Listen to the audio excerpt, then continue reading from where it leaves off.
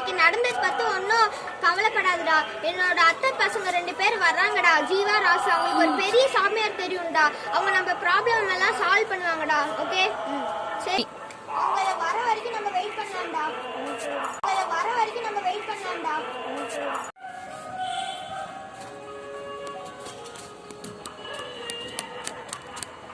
இவங்க தானே 2 அத்தை பசங்க.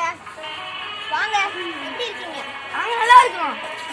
வாடா போலாம். நம்ம சாப்பிட்டு முடிச்சிட்டு போலாமாடா? வேணாம், முதல்ல இந்த பிரச்சனையை முடிச்சுட்டு போவோம்டா.